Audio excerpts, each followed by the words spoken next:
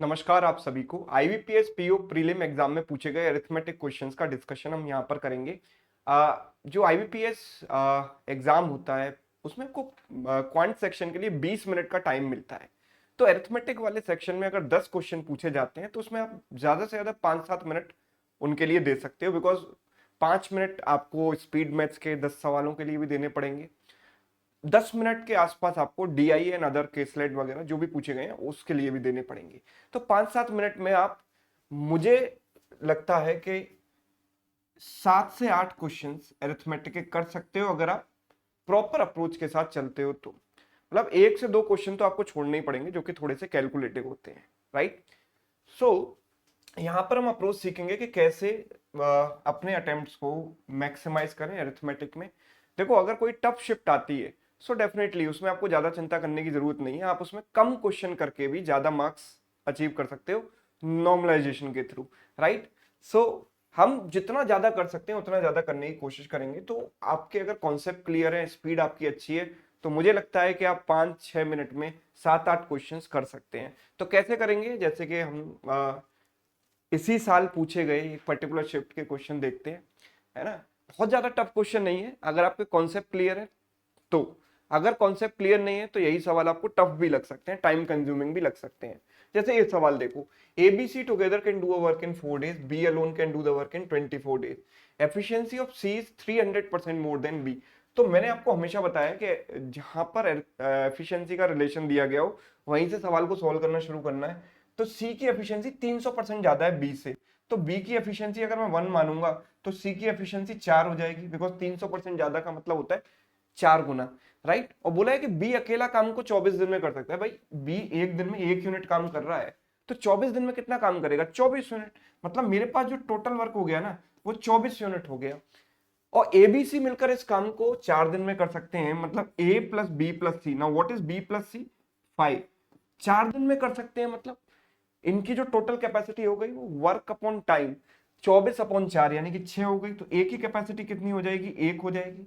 हमसे पूछा ए और सी मिलकर काम को कितने टाइम में करेंगे, राइट। या डिफरेंस, ए एंड सी का जो डिफरेंस है टाइम का वो मुझे बताना है। तो ए को कितना समय लगेगा? 24/1 यानी कि 24 दिन। और सी को कितना लगेगा? 24/4 यानी कि 6 दिन। डिफरेंस कितना हो गया? 18 दिन। सिर्फ इतना सा काम आपको करना है। और अगर आप फ्लुएंट हैं सवाल सॉल्व करने में तो मुझे लगता है कि 35-40 सेकंड में ये क्वेश्चन आप बड़े आराम से कर सकते हो, ठीक है। नेक्स्ट क्वेश्चन देखो, the ratio of the present ages of P to that of Q 4 years ago. तो भाई पी और क्यू की प्रेजेंट एजेस का रेशियो नहीं दिया गया। पी की तो प्रेजेंट एज दी गई लेकिन क्यू की 4 साल पहले वाली एज दी गई है। तो मैंने मान लिया कि भाई पी की एज है 2x और क्यू की एज कितनी हो जाएगी? x। लेकिन ये 4 साल पुरानी वाली एज है तो करंट एज निकालने के लिए 4 ऐड कर दिया मैंने, राइट। आगे बोला है कि आर की जो एज है वो पी और क्यू के एवरेज के बराबर है। तो आर की जो एज हो गई इनकी एवरेज के बराबर, इनका सम डिवाइडेड बाई 2, ये हो गई। और आगे बोला गया है 16 साल पहले आर की एज 10 थी, तो आज आर की एज 26 हो गई, राइट। तो यहां से आपको एक्स की वैल्यू मिल जाएगी। तो एक्स की वैल्यू कितनी आएगी? 52 - 4 48/3 यानी कि 16, राइट। तो पी की एज कितनी हो गई? 32 और ये 16 + 4 हो गई 20। हमसे पूछा क्या गया है? What is the sum of present ages. तो इन तीनों का सम हमें बताना है। तीनों का सम कितना हो गया? 8 और ये 7, 78। Option B, right. बिल्कुल भी टफ नहीं था सवाल, प्रॉपर अप्रोच की बात थी बस। क्वेश्चन नंबर 3 देखो, amount of 12,200 is partially invested in scheme में 10% पर एनम कंपाउंड इंटरेस्ट। सवाल को एक लाइन बाय लाइन नहीं पढ़ेंगे, केवल स्कैन करेंगे। स्कैन करके मेन मेन मुद्दे की बात पढ़ेंगे। ये नहीं कि सारे एक एक चीज लाइन बाय लाइन आप पढ़ रहे हो तो आपकी स्पीड ऑटोमेटिकली स्लो हो जाएगी। मैं सिर्फ इसको स्कैन करता हूँ, ये देखता हूँ पूछना क्या जा रहा है। 10% की रेट है 2 साल के लिए तो 21% हो गया। तो ए पर आपको 21% इंटरेस्ट मिली, बी पर कितनी मिलेगी? 4 साल सेम रेट और वो है सिंपल इंटरेस्ट। तो 10 × 4 40% हो गई।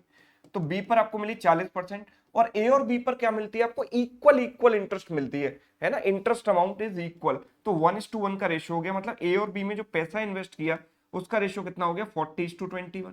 और हमें दिखाई दे रहा है कि 61 यूनिट की वैल्यू इसके बराबर है। तो 61 का डबल है ना 122, तो 61 से काटेंगे तो 200 बार कटेगा, तो 1 यूनिट की वैल्यू 200 हो जाएगी। तो ए में कितना इन्वेस्ट किया?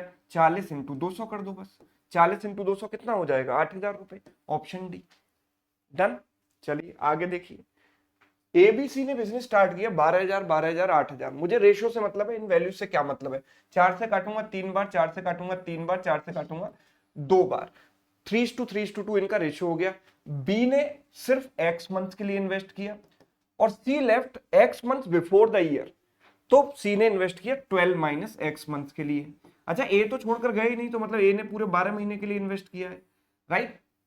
अब देखो ये जो इनका रेशियो आएगा वो रेशियो हम निकाल सकते हैं, ऑल्दो कोई चीज कट नहीं रही तो ऐसे ही रहने देते हैं इसको। तो ये जो बनेगा वो कितना बनेगा? 36, ये बनेगा 3x और ये बनेगा 24 minus 2x।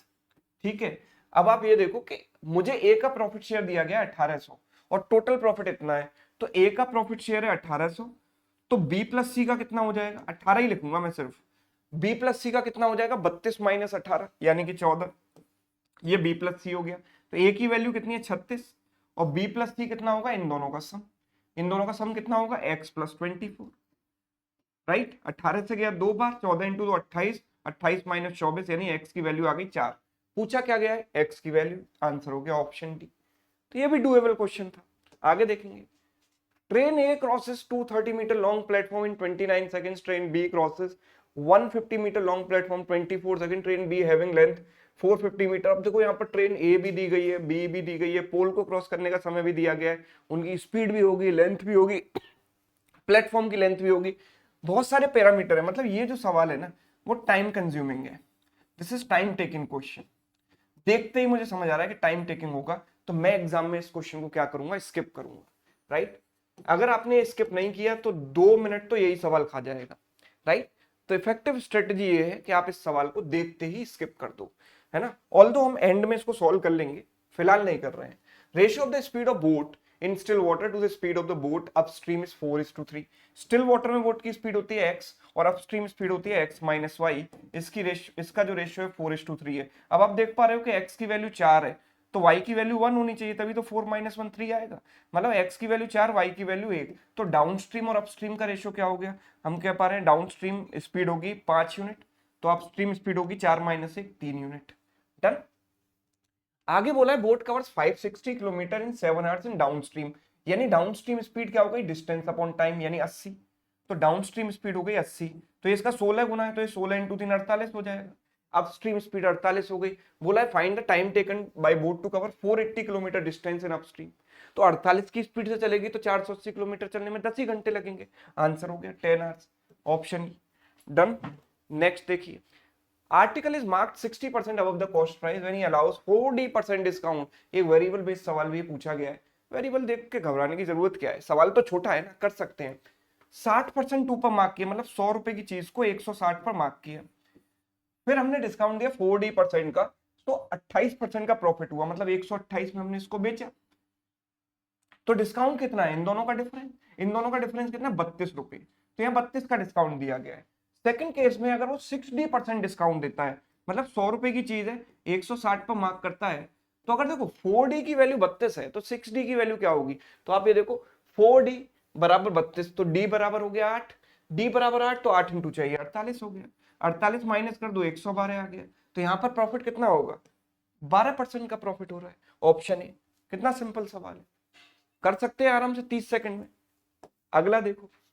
Ratio of the milk and water in a mixture A is 9:5। Quantity of milk in mixture B is 20% more than mixture A and quantity of water in A is 25% more than B। तो मतलब इनको relate करना है percentage के through. तो मैं मान लेता हूं A और B, यहां पर लिखा मिल्क, यहां लिखा वाटर, यहां लिखा मिल्क, यहां लिखा वाटर। परसेंटेज से रिलेट करना है तो एक जीरो एक्स्ट्रा लगा दो, 90 लिख दो, इसको 50 लिख दो, है ना। अब यहां पर बोला गया है कि quantity of milk in B is 20% more than that in A. इसका 20% हो गया 18, 18 जोड़ दो 108 हो गया, है ना।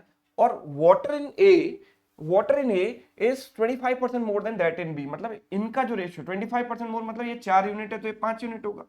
तो 5 की वैल्यू 50 तो 4 की वैल्यू 40 हो गई, राइट। तो sum of the quantity of water in both the vessels is this. तो दोनों में सम कितना है? 90 यूनिट। 90 यूनिट की वैल्यू किसके बराबर है? 54 लीटर के बराबर है। तो 10 यूनिट की वैल्यू कितनी हुई? 6 यूनिट, 6 लीटर।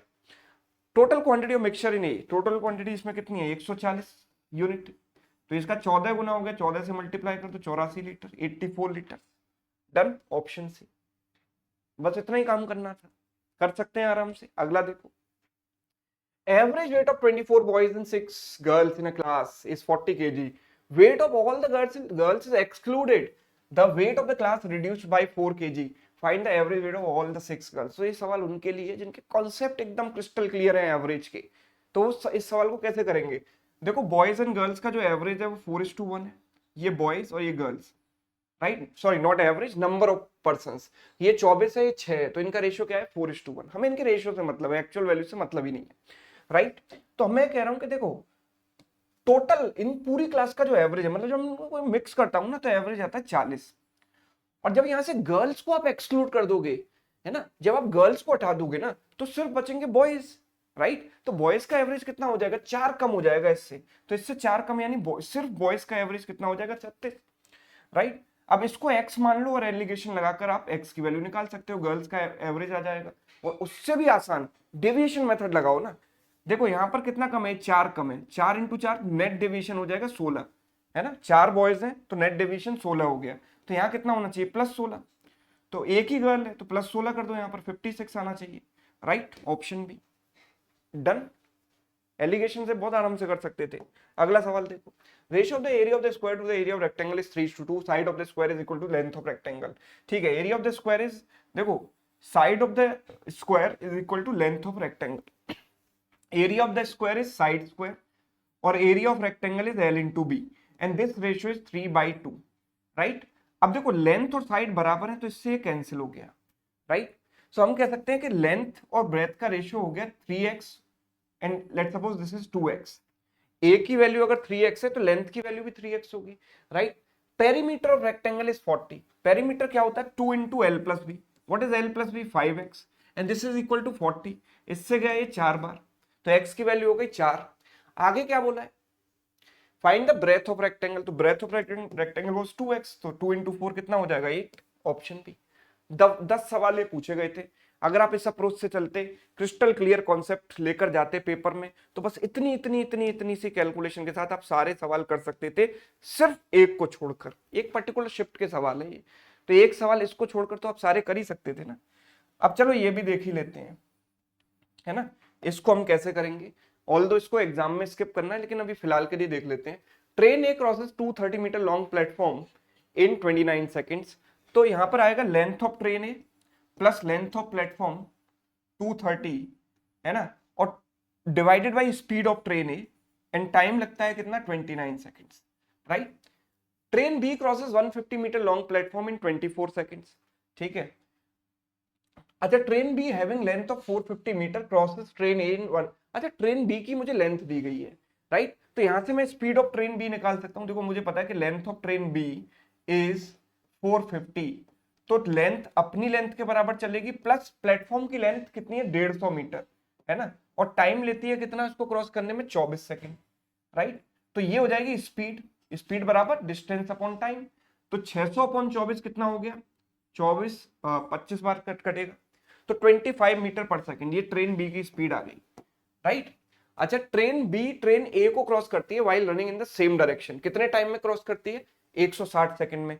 तो यहां पर क्या आएगा? Length of train A plus length of train B 450 divided by relative speed. अब सेम डायरेक्शन में चलेंगे तो स्पीड का डिफरेंस लेंगे, और बी जो है ए को क्रॉस कर रही है, बी की स्पीड ए से ज्यादा होनी चाहिए, राइट. तो बी माइनस ए लेंगे, तो speed of B is what? 25 minus speed of A, and this time taken is what? 160 second. 160 second हो गया ये, राइट. हमें बताना है, ओके, ट्रेन ए की पहले लेंथ और स्पीड निकाल लो यहां से. तो हम यहां पर क्या कर सकते हैं? देखो length of train A plus 450 बराबर 25 इंटू 116, 25 इंटू 160 कितना हो जाएगा? 4000.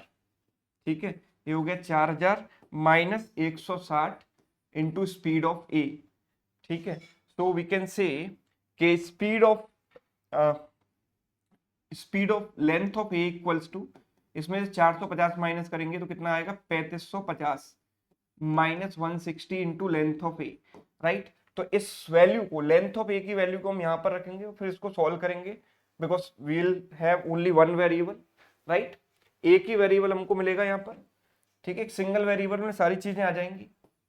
जब मैं लेंथ ऑफ ए की वैल्यू यहां रख दूंगा तो स्पीड ऑफ ए हमें मिल जाएगा, फिर स्पीड मिल जाएगी तो लेंथ ही मिल जाएगी, राइट। और फिर हम निकाल सकते हैं कि ट्रेन ए 50 मीटर लॉन्ग ब्रिज को क्रॉस करने में कितना समय लगेगा। तो आप खुद ही देख पा रहे हो सवाल काफी ज्यादा लेंथी है, जो इस सवाल में फंसा उसका पेपर हाथ से निकल गया, राइट। तो ऐसे सवालों में नहीं फंसना है, ठीक है। तो कुल मिलाकर इसको सॉल्व कीजिएगा और आंसर कमेंट करके मुझे बताइएगा, ठीक है। तो ये सारे सवाल मैंने आपको एक शिफ्ट के कराए और उम्मीद करता हूं अप्रोच आपको पसंद आई होगी, समझ में आई होगी, ठीक है। तो नेक्स्ट टाइम याद रखना, अभी तो पेपर हो चुका है, अब जब एसबीआई पीओ का पेपर आएगा, है ना, एसबीआई क्लर्क का पेपर आएगा, तो बस एक चीज याद रखिए कि कॉन्सेप्ट पर आपकी जो कमांड है वो अच्छी होनी चाहिए।